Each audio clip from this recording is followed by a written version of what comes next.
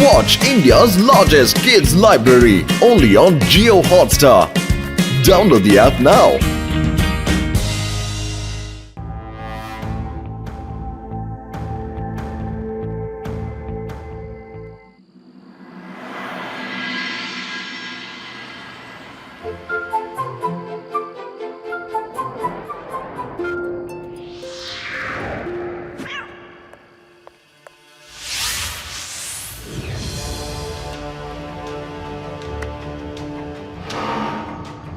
വേദ നഗരത്തിലുള്ളവരെ സൂക്ഷിക്കൂ, ഞാനെത്തി.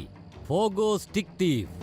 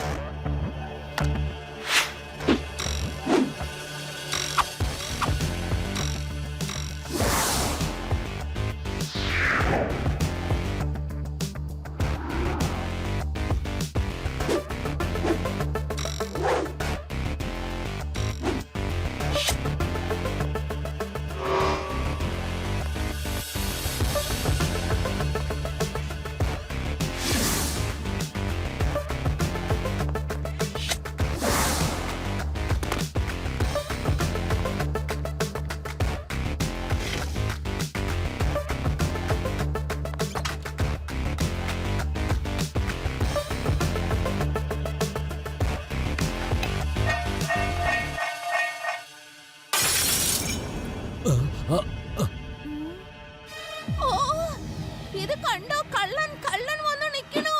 എനിക്ക് കള്ളൻ, എനിക്ക് നിങ്ങൾ ഇങ്ങനെ കിടന്ന് ഉറങ്ങല്ലേ? ദേ കള്ളൻ എന്തൊക്കെയോ എടുത്തുകൊണ്ട് പോയി. എനിക്ക് അലമാരയിലുള്ള ആഭരണങ്ങളൊക്കെ ആ കള്ളൻ കൊണ്ടുപോയി. നോക്ക്, വേഗം ചെല്ല്. അയ്യോ, ഓടി വായോ, കള്ളം കേറിയേ, എന്റെ വീട്ടില് കള്ളം കേറിയേ, ഓടി വായോ, എല്ലാം കൊണ്ടുപോയേ. സ്വാമി ഞങ്ങളുടെ വീട്ടിൽ മോഷണം പോയിന്നാ തോന്നുന്നത്. ഞങ്ങളുടെ വീട്ടിൽ മോഷണം പോയേ, കള്ളൻ കള്ളൻ ആരെങ്കിലും പറഞ്ഞേ.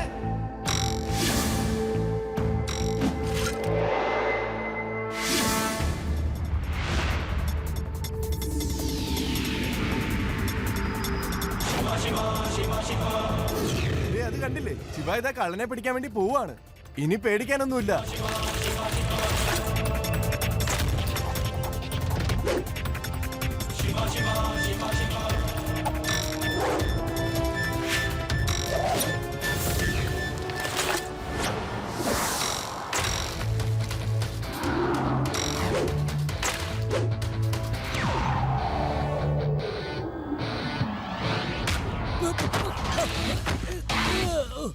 മോഷ്ടിക്കുന്നത് നല്ലതല്ല അങ്കിൾ. എല്ലാ സാധനങ്ങളും എനിക്ക് തിരിച്ചു താ. മര്യാദയ്ക്ക് എന്റെ വഴിന്ന് മാറുകുട്ടി. കുട്ടിയെന്ന് വിളിക്കരുത് അങ്കിൾ. ശിവ, ശിവ എന്നാണ് എന്റെ പേര്.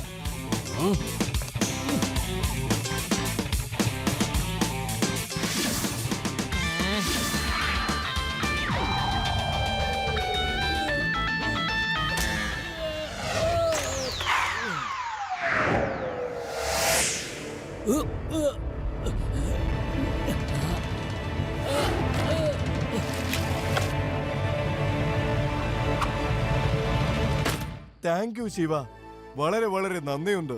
Thank you Shiva, thank you, thank you, നല്ല കുട്ടിയാ.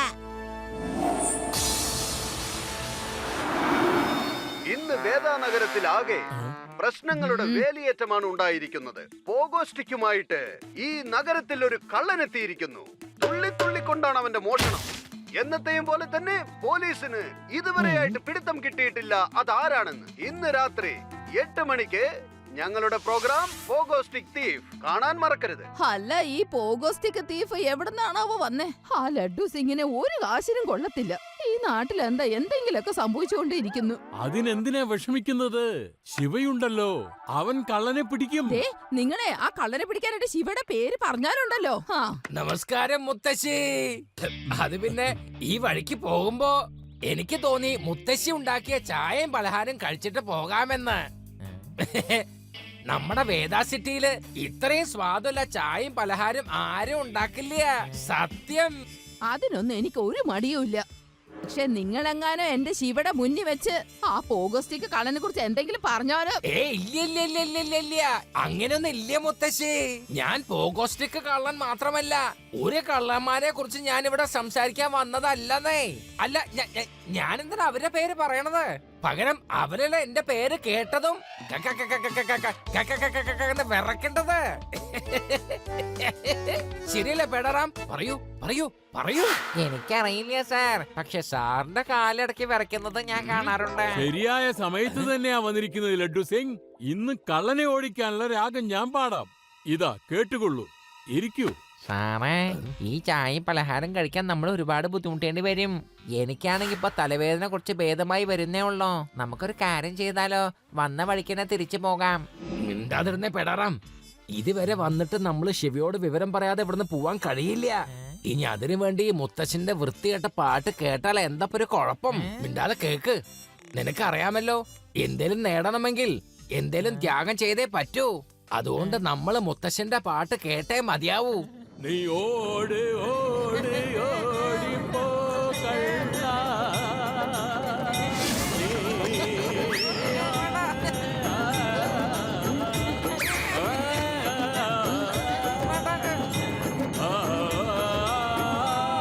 ശരി, നിങ്ങളൊന്ന് പാടുന്ന നിർത്ത്. ഇതാ വേഗം കഴിക്ക്.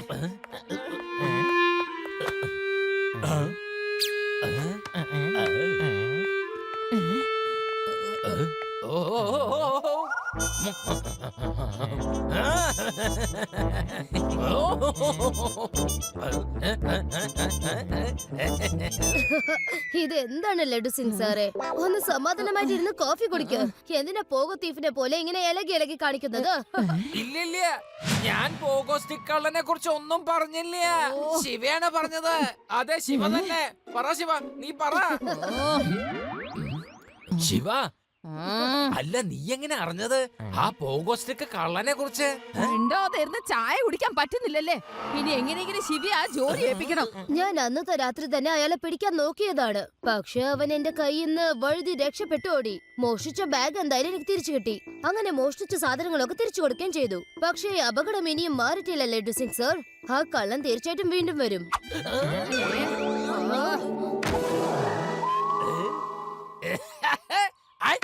എന്റെ പരിധിയിൽ മോഷണമോ?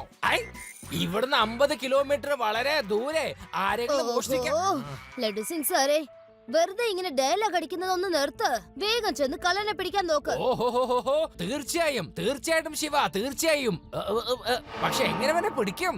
എങ്ങനെന്നോ? പെട്രോളിംഗ് ചെയ്യേണ്ടി വരും. ഞാനും ഇത് തന്നെ ആലോചിച്ചോണ്ടിരുന്നത് ശിവ. ശിവ, നമ്മുടെ രണ്ടാളുടെ ചിന്തകൾ ഒരുപോലെ തന്നെയാണ് ഉള്ളത്. വന്നേ, നമുക്ക് ഒരുമിച്ച് പെട്രോളിംഗ് നടത്താം. പോകാം. ഈ ലഡു സിംഗ് നന്നാവേ ഇല്ല. സാറെന്തേ സ്റ്റിക്കുമായിട്ട് ഇങ്ങനെ കറങ്ങി നടക്കുന്നത്? പെടറാം, മുള്ളിനെ മുള്ളുകൊണ്ട് എടുക്കുന്നത് പോലെ തന്നെ ആ പോഗോസ്റ്റിക്ക് കള്ളനെ പോഗോസ്റ്റിക്ക് പിടിക്കുന്ന ഇൻസ്പെക്ടർ തന്നെ പിടിച്ചിരിക്കും. എങ്ങനെയുണ്ട് സാറേ അങ്ങോട്ട് നോക്കിയേ, പോഗോസ്റ്റിക്ക് കള്ളൻ.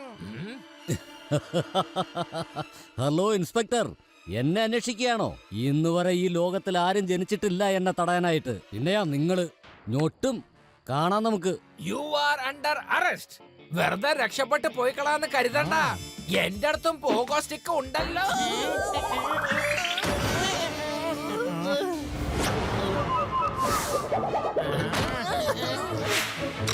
ഞാൻ പോവാണ്. ഞാനിതാ പോയിക്കൊണ്ടിരിക്കുന്നു.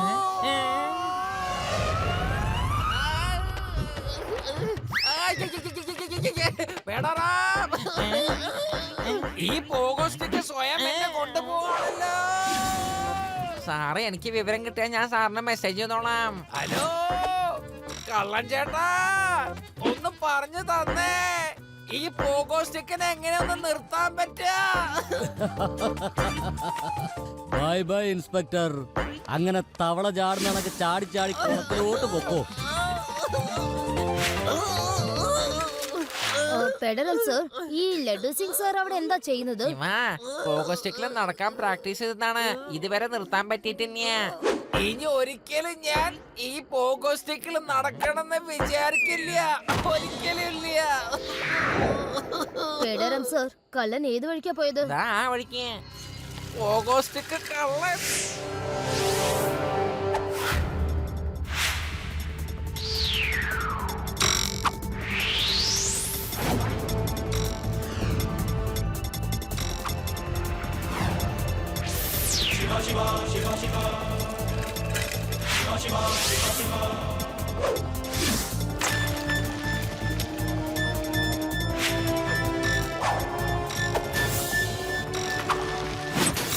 ഈ ചെറുക്കൻ ഭയങ്കര കേമനാണല്ലോ, പിന്നെ ധൈര്യശാലിയും. നിന്നെ കൊണ്ട് പറ്റുമെങ്കിൽ പിടിച്ചോളൂ, നമുക്ക് കാണാമോനെ.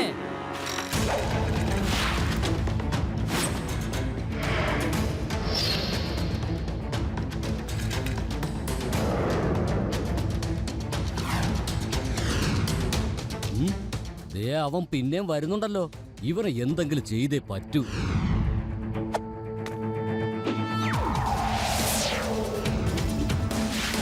ഇനി മേലാൽ നീ എന്റെ മുമ്പിലേക്ക് വന്നു പോരുത് കേട്ടോ.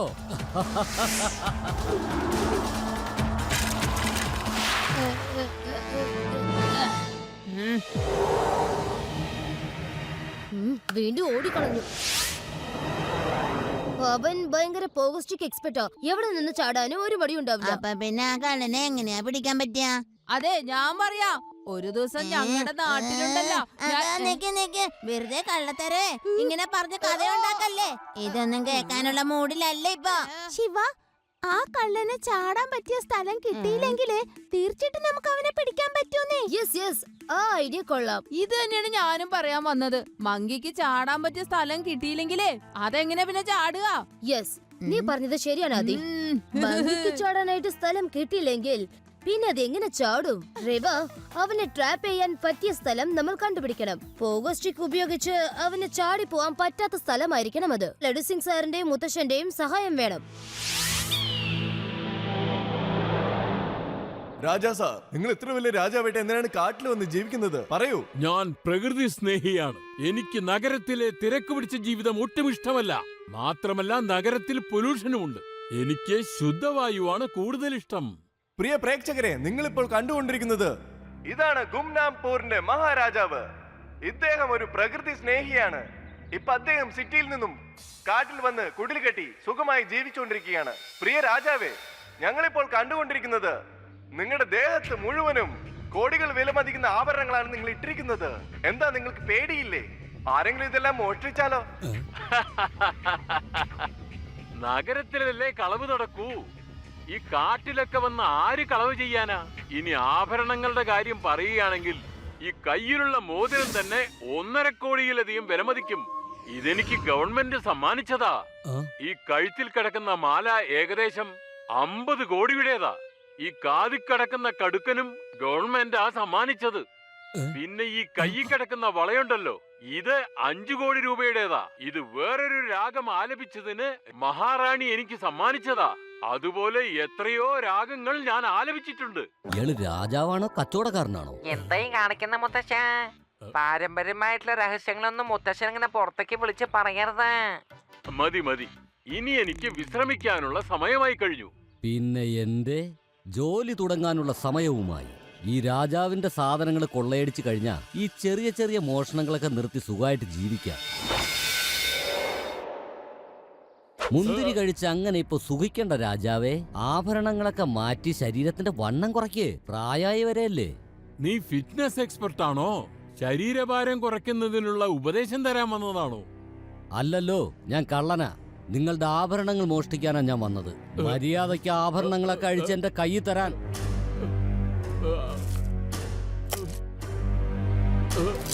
ഏതായാലും ഇത്രയുമൊക്കെ ആഭരണം എടുത്തതല്ലേ, ഒരു രാഗം നീയും കേട്ടുകൊള്ളൂ. ഇപ്പൊ ചിട്ടപ്പെടുത്തിയതാ, 1-ാം തരം ഫ്രഷ്. കളവ് ചെയ്യുന്നത് മോശമാണ്. കളവ് ചെയ്യുന്നത് മോശമാ. നീ എങ്ങനെ പാടിക്കഴിഞ്ഞാൽ ഈ തോക്കലെ ഉണ്ട തന്റെ വായിക്കകത്ത് ഞാൻ കുത്തി ഇറക്കും. അടുത്ത തവണ വരുമ്പോ ഒരുപാട് ആഭരണങ്ങളും ധരിച്ചോണ്ട് ഇവിടെ വന്നിരിക്കാൻ. ഇനി സുഖമായിട്ട് കിടന്ന് ഉറങ്ങിക്കോ. Bye bye. ശിവ, അവൻ മോഷണം നടത്തി പോയി. വേഗം തയ്യാറായിക്കോ. ഞങ്ങൾ തയ്യാറായിട്ടുണ്ട് മുത്തശ്ശ.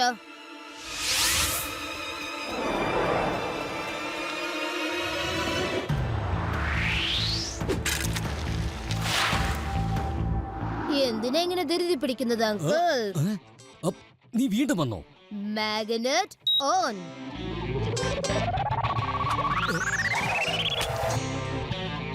കള്ളൻ അങ്കിൾ, നിങ്ങൾക്ക് ഇവിടെ നിന്ന് പോകാനേ പറ്റില്ല. മര്യാദയ്ക്ക് സറണ്ടർ ചെയ്യാൻ നോക്കിക്കോ. ദേ അവിടെ നിൽക്കുന്നത് ലഡു സിംഗ് സാറാണ്. ഈ ഉണക്ക പോലീസ് എന്നെ എന്ത് ചെയ്യാനാ? ഇന്ന് വരെ ഈ ലോകത്ത് ആരും ജനിച്ചിട്ടില്ല എന്നെ പിടിക്കാൻ. ഞാൻ പറഞ്ഞത് നിങ്ങൾക്ക് മനസ്സിലായോ? ശിവ, ഇനി ആ കള്ളൻ ഇവിടുന്ന് രക്ഷപ്പെടാൻ പാടില്ല. ആ കള്ളൻ എന്നെയും പൊക്കിക്കൊണ്ട് രക്ഷപ്പെടാൻ നോക്കണ.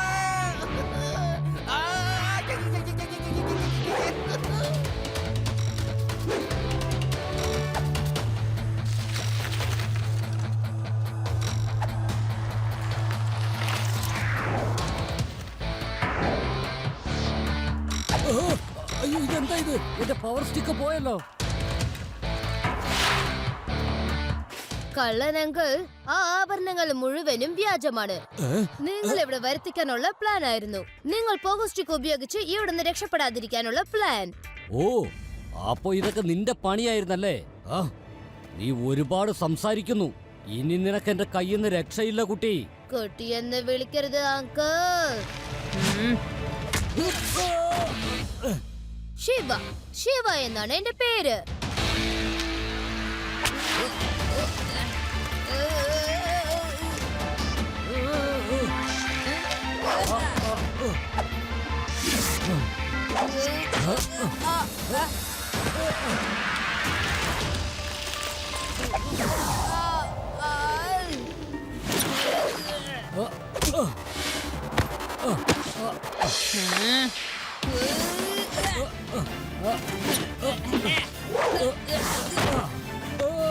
അയ്യോ വേണ്ട, മൂക്ക് ചമ്മന്തിയായി. മതി മതി മതി മതിയാക്ക. അയ്യോ, ഈ ഇടിയൊന്ന് മതിയാക്കോ. എനിക്കാണെങ്കിൽ വേദനിച്ചിട്ട് വയ്യ, എന്റെ തല പെരുക്കുന്നേ. ഞാൻ എപ്പോഴും പറയുമായിരുന്നു ഈ ലോകത്ത് എന്നെ പിടിക്കാൻ ആർക്കും കഴിയില്ല കഴിയില്ല എന്ന്. ആ തെറ്റെനിക്കിപ്പോ മനസ്സിലായി. നീ ഒറ്റ ഒരുത്തനാ എന്നെ പിടിച്ചിരിക്കുന്നേ.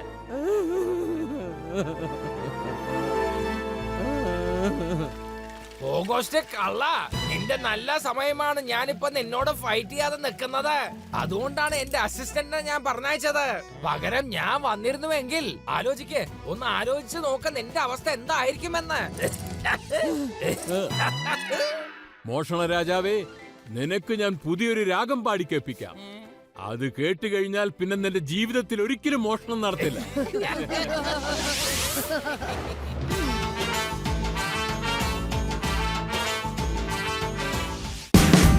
Watch India's largest kids library only on Jio Hotstar. Download the app now.